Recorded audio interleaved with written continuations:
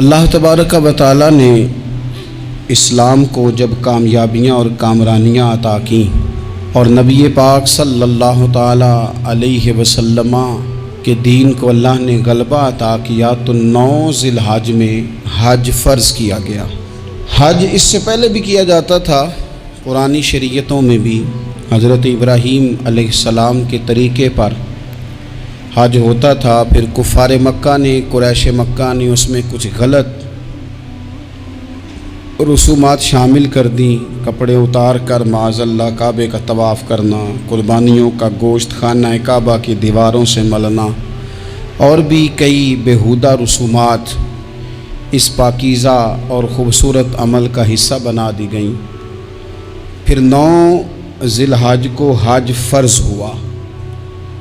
نبی پاک صلی اللہ تعالی علیہ وسلم نے حضرت ابو بکر صدیق کو امیر حج بنا کے رخصت فرمایا۔ دیکھیں کہاں کہاں محبوب انہیں اپنا نائب بناتے ہیں۔ اب 9 کو تو حضور نے حضرت ابو بکر صدیق کو امیر حج بنایا اور پھر اعلان فرمایا، جہاں جہاں مسلمان آبادیاں تھیں وہاں اعلان کر دیا گیا کہ آئندہ سال رسول پاک علیہ السلام خود حج کے لیے تشریف لے جائیں گے۔ اب ایک بڑی تعداد مسلمانوں کی جمع ہونے لگی۔ ذی قعدہ کے آخری ایام میں ہزاروں کی تعداد میں لوگ مدینہ شریف میں جمع ہو گئے۔ ظہر کی نماز کی ادائیگی کے بعد سیرت نگار کہتے ہیں کہ 28 ذی قعدہ تھی، نبی پاک علیہ السلام ظہر پڑھ کے حج کے لیے نکلے، اور جہاں آج ذوالحلیفہ ہے، ابیار علی جس جگہ کو کہتے ہیں، میقات مدینہ بھی کہا جاتا ہے، وہاں اللہ کے محبوب نے پہلے رات گزاری۔ وہیں پہ نبی پاک صلی اللہ تعالی علیہ وسلم نے احرام باندھا، حضور تشریف لے گئے۔ یہ حج قران تھا۔ نبی پاک صلی اللہ تعالی علیہ وآلہ وسلم کے ساتھ اس طرح لوگ امڑ کے آئے، جہاں جہاں سے لوگ تھے مسلمان وہ سارے جمع ہوئے حضور کے ساتھ اللہ کی بارگاہ میں حاضر ہونے کے لیے۔ 1,40,000 صحابہ، یہ ایک ہی دفعہ صحابہ کا اتنا بڑا مجمع جمع ہوا ہے، ایک ہی دفعہ۔ اور حضور علیہ السلام کی خواہش تھی کہ یہ سارے لوگ وہاں پہنچیں۔ محبوب کریم علیہ السلام 4 ذی الحج کو حضور علیہ السلام نے طواف کیا، صفا مروہ کیا، احرام نہیں کھولا، قربانیاں ساتھ تھیں، چونکہ یہ حج قران تھا۔ اللہ کے رسول صلی اللہ تعالی علیہ وآلہ وسلم نے پھر 8 ذی الحج کو ظہر کی نماز جا کے منا کے میدان میں ادا کی۔ 9 ذی الحج کو مسجد نمرہ کے پاس کوہ صبیر پر جب سورج کی کرنیں چمکیں، قربان جائیں کیا نظارہ ہوگا۔ لبیک لبیک کی صدا آ رہی ہے، دے کون رہے ہیں؟ مدینے والے محبوب صلی اللہ علیہ وسلم۔ حضور اس لشکر حسن کو لے کر، اس نور بھرے قافلے کو لے کے، یہ کون ہیں جو حضور کے ساتھ سارے نکلے ہیں؟ یہ کون ہیں سارے؟ یہ وہ فیروز بخت سعادت مند لوگ ہیں کہ ان میں سے جس نے ایک دفعہ بھی ایمان کی حالت میں حضور کو دیکھا اور پھر خاتمہ بالخیر بالایمان کے ساتھ دنیا سے رخصت ہوئے، یہ وہ لوگ ہیں کہ ولی اگر 60 سال بھی سارا دن روزہ رکھے، ساری رات نفل پڑھے، ہر برائی سے بچے، لیکن پھر بھی کسی صحابی کے قدموں کی خاک تک کو نہیں پہنچ سکتا۔ اور صحابی زیارت سے بنتا ہے، ولی عبادت سے بنتے ہیں۔ نبی پاک صلی اللہ تعالی علیہ وسلم کے وہ سارے صحابہ کون ہیں؟ الصحابہ النجوم، یہ حضور کی چاروں جانب یہ چمک رہے ہیں، انہیں خود میرے نبی پاک نے ستارے فرمایا ہے۔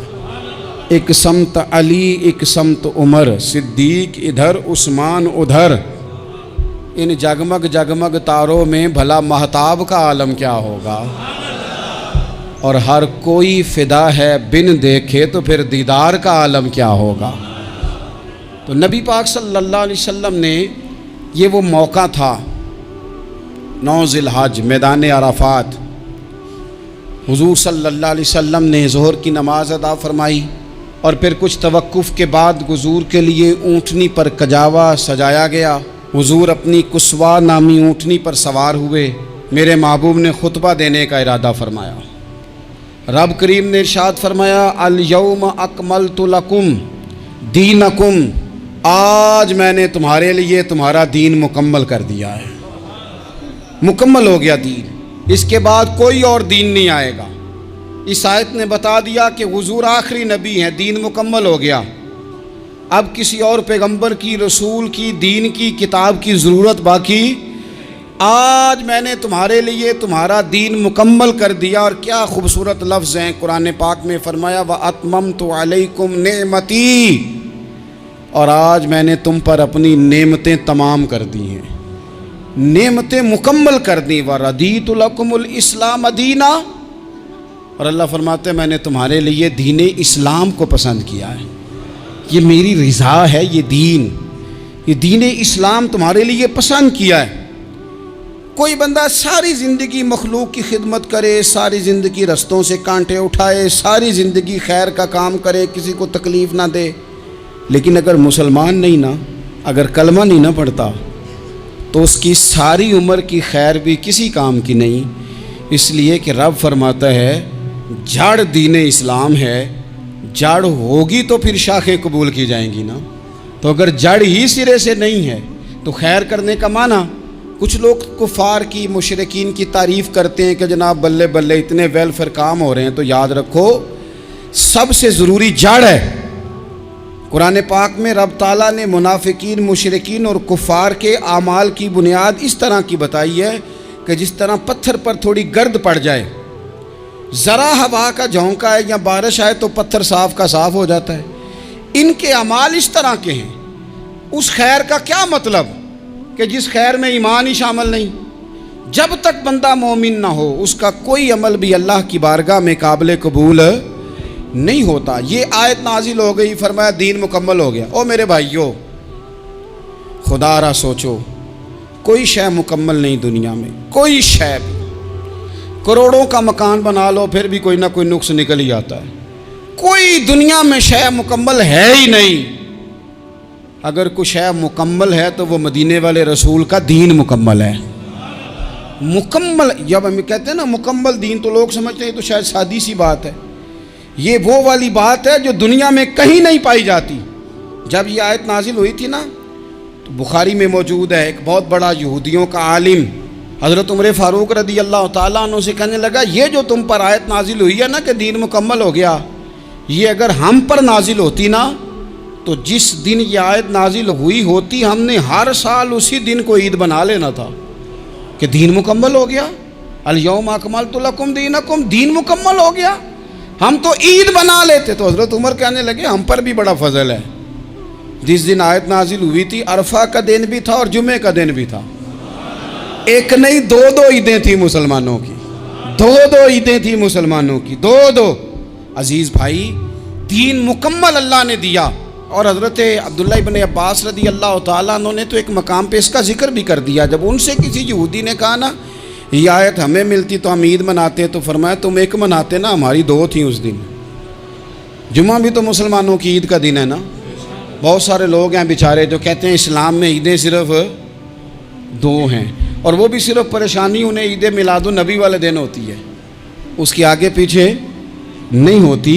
حالانکہ نبی پاک علیہ السلام نے کہا ہر جمعہ بھی عید ہے، خود حضور نے فرمایا، لیکن وہ اڑ جاتے ہیں کہ نہیں عیدیں صرف دو ہی ہیں۔ بھائی آپ یہ کہہ سکتے ہیں کہ اسلام کی معروف عیدیں دو ہیں، اپنے معنی اور مفہوم کے لحاظ سے جس کو یوم عید کہا جائے وہ عیدیں دو ہیں۔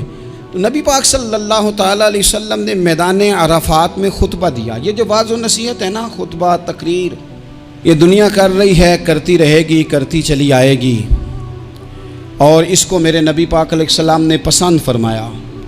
خیر کی بات کرنے والے کو حضور نے دعا دی۔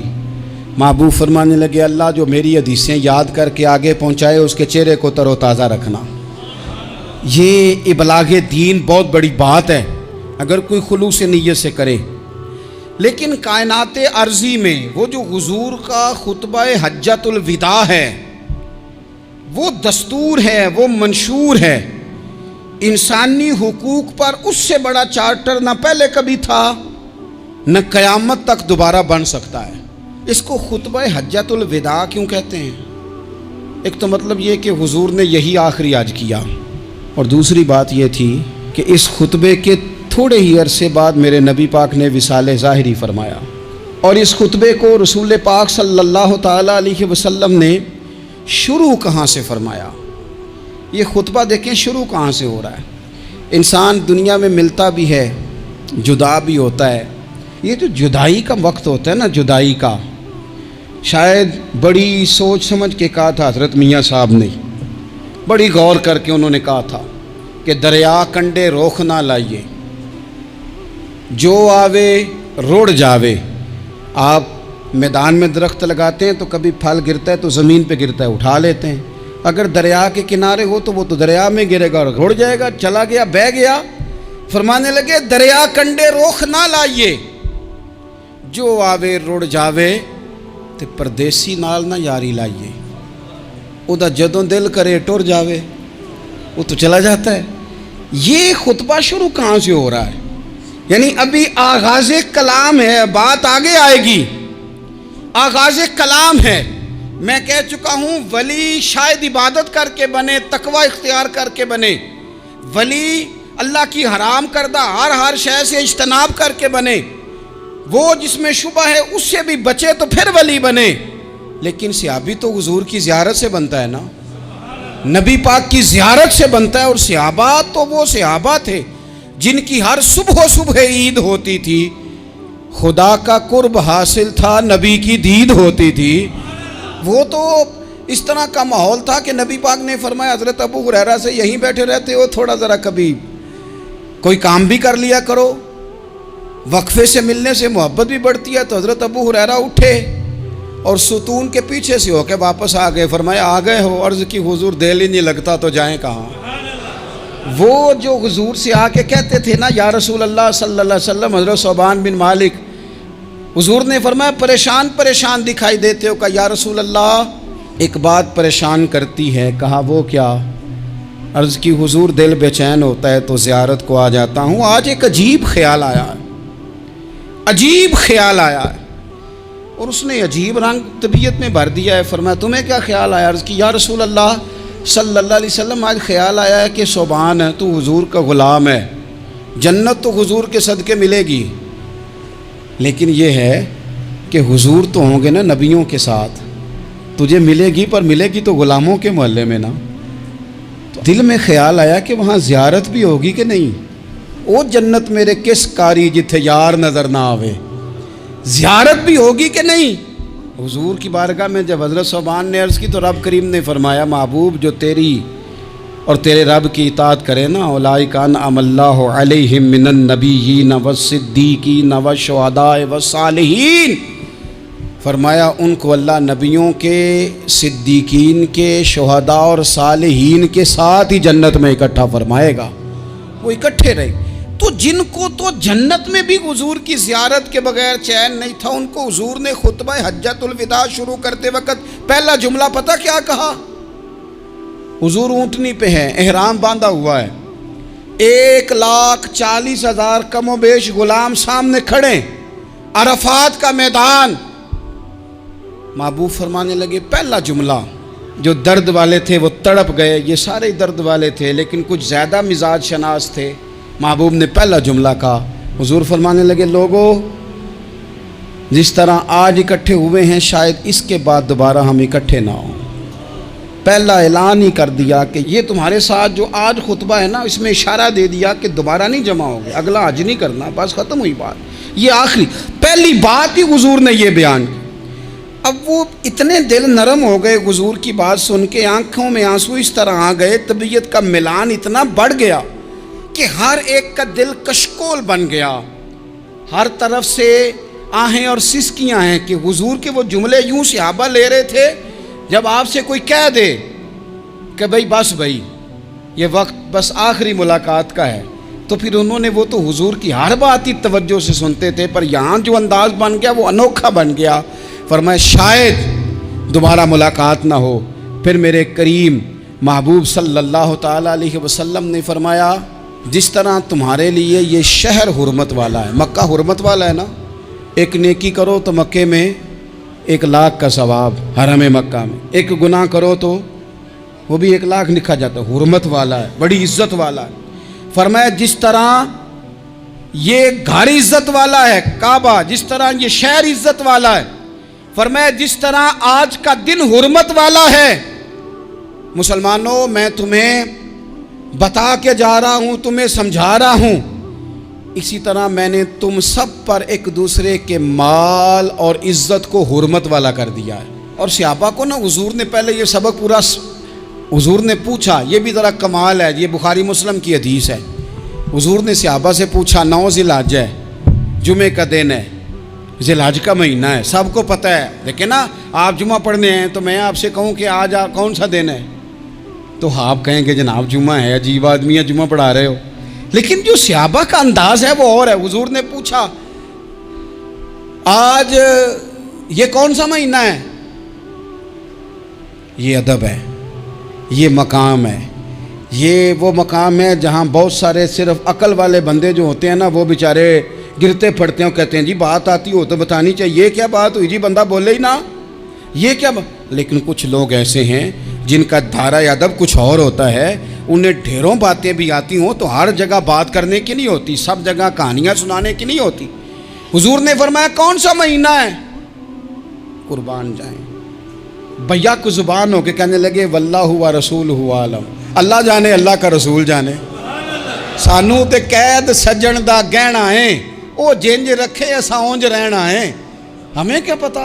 पूछा किसी ने, लिखा है सूफिया ने, किसी ने पूछा, ओए तुम्हें पता नहीं, कहने लगे चुप कर, हमें क्या पता कौन सा महीना है। तो हुजूर ने फरमाया आज तारीख कौन सी है? भाई साहब को पता था ना 9 ज़िलहज को ही आज होता है, कौन सी तारीख है? कहा वल्लाहु व रसूलहु आलम, अल्लाह जाने अल्लाह का रसूल जाने। कुर्बान जाए। हुजूर ने पूछा दिन कौन सा है? सबको पता है जुम्मा है, कहने लगे वल्लाहु व रसूलहु आलम, अल्लाह जाने और अल्लाह का। वो सहाबा बता क्यों नहीं रहे? तो अहले मोहब्बत कहते हैं सहाबा का जवाब ये था, हमें कोई महीनों से गरज है, हमें कोई दिन से गरज है, हमें कोई तारीख से गरज है। हाजियो आओ शहनशाह का रोजा देखो, काबा तो देख चुके, काबे का भी काबा देखो, हमें तो महबूब से गरज है। महीना था ज़िलहज का, अगर हुजूर कह देते ज़िलहज नहीं ज़ीक़ाद है तो हमने ज़ीक़ाद ही बना लेना था। तारीख थी 9, अगर हुजूर फरमा देते 11 है तो हमने 11 ही बना लेनी थी। दिन था जुमे का, अगर हुजूर कहते पीर है तो हमें क्या लगे, हमें तो महबूब की रज़ा चाहिए। आप देखें ना, एक सहाबी के हाथ ज़रा लंबे थे तो हुजूर ने फरमाया या ज़ुल यदैन, ओ लंबे हाथों वाले। उनसे कोई पूछता नाम क्या है तो कहते मेरा नाम है 2 हाथों वाला। ओ भाई मेरे भी 2 हैं, तू क्यों 2 हाथों वाला? कहने लगे ये नहीं मुझे पता, मुझे नबी पाक ने कहा 2 हाथों वाला। तो ठीक हो गई, जो हुजूर ने नाम रख दिया। तो हुजूर सैयद आलम ने पूछा, फिर हुजूर ने हुर्मत याद कराई, फरमाया याद रखो ये दिन भी बड़ी इज्जत वाला है, जुम्मे का है, ये महीना भी बड़ी हुर्मत वाला है, ज़िलहज का है, ये तारीख भी बड़ी हुर्मत वाली है। लेकिन फरमाया जिस तरह इस दिन की, इस शहर की, इस महीने की तुमने इज्जत करनी है, इसी तरह एक दूसरे के माल का, एक दूसरे की इज्जत का तुमने पास करना। मुसलमान भाइयों, खुदारा ये हुजूर कह रहे हैं यार, नबी पाक ने काबा के सामने खड़े होके फरमाया बैतुल्लाह तेरी बड़ी शान है, तेरा बड़ा मर्तबा है, लेकिन फरमाया मेरे मोमिन की इज्जत रब की नज़र में काबे से भी ज़्यादा है। हम कैसे बैठ के यार, हम कैसे जुर्रत करते हैं किसी की पगड़ी खोलने की कोने में बैठ के? हम अपने घर बैठ के किसी पर तबसरा कर गए, किसी बंदा मोमिन की इज्जत उछाल गए, बिल्कुल पता नहीं था बात का और हमने कहानी बना दी पूरी की पूरी, दास्तान सराई कर गए। सुबह से शाम तक हमारी गपशप का उन्वान क्या है? किसी न किसी का शिकवा, किसी न किसी की शिकायत, ये हमारी गपशप है। खुदारा हुजूर ने तो खुतबा हज्जतुल विदा में पहला सबक ये दिया था कि मेरे जाने के बाद एक दूसरे की इज्जत करना, और इसी खुतबे में एक जगह पे फरमाया ये ना हो कि मेरे जाने के बाद तुम एक दूसरे की गर्दनें मारने लग जाओ। एक दूसरे की इज्जतों का ख्याल करना, पास करना। मुसलमानों, मेरे अजीज़ भाइयों, बुज़ुर्गों, इज्जतों का दिफा शुरू करें। थोड़ी देर के लिए अपनी ज़ुबान لوگوں کے اوپر تبصرہ کرنے سے کنٹرول میں لائیں۔ کچھ چیزیں ایسی، میں مختلف شہروں میں جاتا ہوں، جس شہر میں گئے وہاں لوگوں نے یہ کہا جناب یہاں جو مولانا ہے نا، بعض لوگ یہ باتیں بڑی چسکے لے کے سنتے ہیں، یہاں جو مولانا ہے نا وہ کچھ نہیں کرتے، آپ بڑے اچھے ہیں، یہاں جو پیر صاحب ہیں وہ بڑے گڑبڑ ہیں، آپ بڑے اچھے ہیں۔ تو میں ان سے کہتا ہوں کہ میں اس لیے اچھا ہوں کہ میں تھوڑی دیر کے لیے آیا ہوں، میں نے چلے جانا ہے۔ اور دوسری بات یہ کہ مجھے آپ جتنا مرضی اچھا کہہ لیں،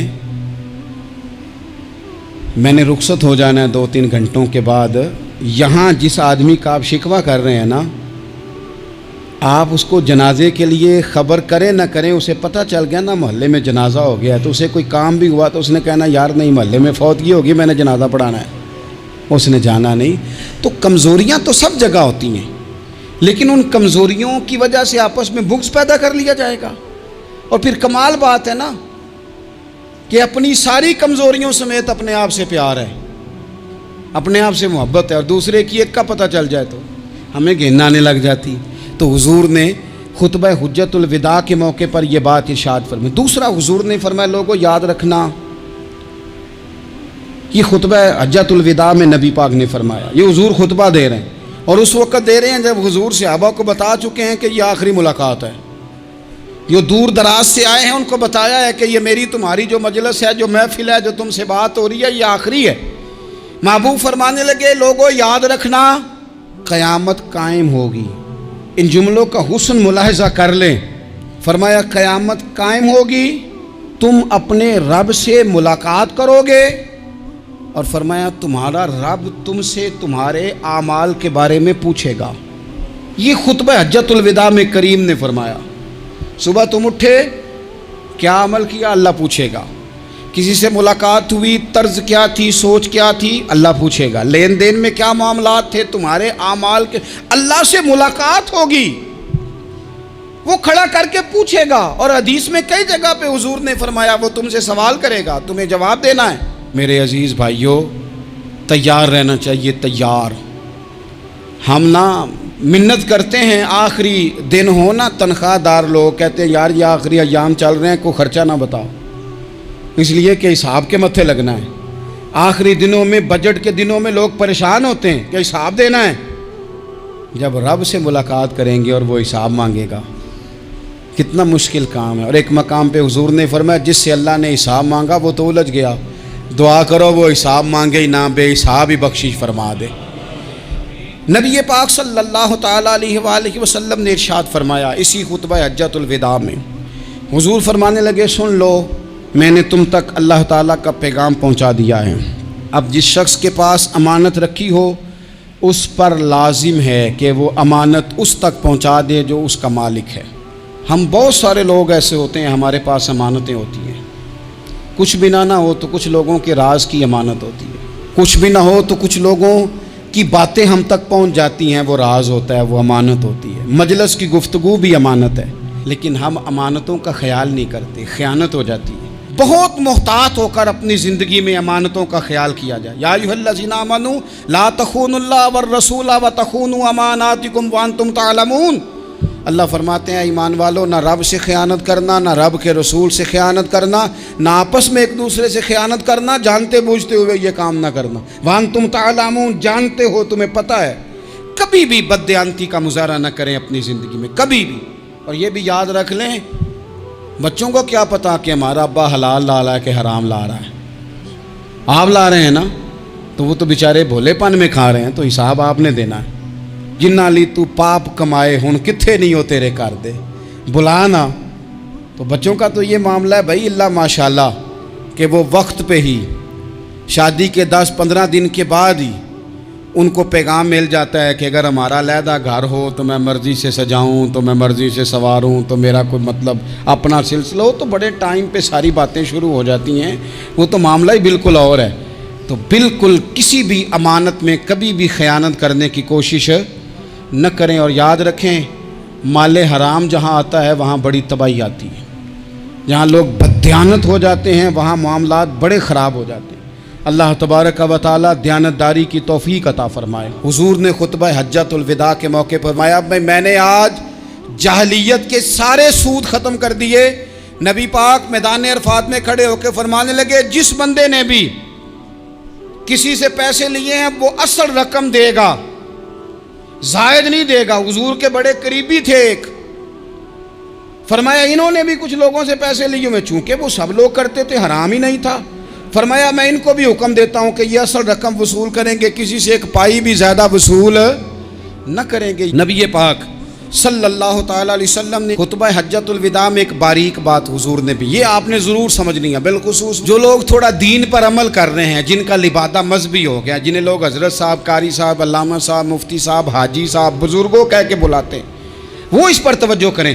میرے نبی پاک صلی اللہ علیہ وسلم نے خطبہ حجۃ الوداع کے موقع پہ ارشاد فرمایا، لوگو شیطان اب مایوس ہو گیا ہے، وہ تم سے بتوں کی پوجا نہیں کرا سکے گا، ہاں وہ تمہیں چھوٹے چھوٹے گناہوں میں مبتلا کرے گا، وہ تم سے چھوٹے چھوٹے عیب کرائے گا، تم سمجھو گے یہ تو غلطی کوئی نہیں، فرمایا اس سے بچ کے رہنا۔ اب وہ مایوس ہو گیا، بتوں کی پوجا نہیں کرا سکتا، تمہیں اپنی پوجا نہیں کرا سکتا، لیکن چھوٹی چھوٹی غلطیاں، ایک مقام پہ فرمایا نا چھوٹا گناہ ہونا تو مومن اسے پہاڑ سمجھتا ہے، اتنا بڑا ہو گیا، اور منافق کہتا ہے یہ تو کچھ بھی نہیں۔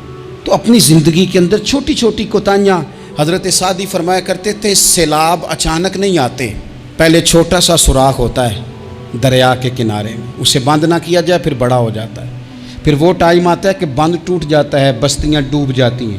پہلے چھوٹا گناہ انسان کرتا ہے، چھوٹا، پھر اس سے آگے بڑھتا جاتا ہے اور بڑی بڑی غلطیاں ہوتی ہیں۔ اللہ تبارک و تعالی ہمیں رائی کے دانے کے برابر بھی غلطی کرنے سے محفوظ فرمائے۔ نبی پاک صلی اللہ تعالیٰ علیہ وسلم نے اسی موقع پر ارشاد فرمایا، لوگو اللہ سے ڈرتے رہنا، اور میں تمہیں عورتوں کے ساتھ بھلائی کی وصیت کرتا ہوں۔ فرمایا رب نے تمہیں اختیار دیا ہے، عورتیں تمہارے سپرد کی ہیں، ان سے اچھا سلوک کرنا۔ فرمایا اگر کبھی کوئی ان پر تمہیں سختی کرنی بھی پڑے تو اتنی کرنا جتنی ان کی غلطی ہو، ان سے درگزر کرنا، ان سے پیار کرنا۔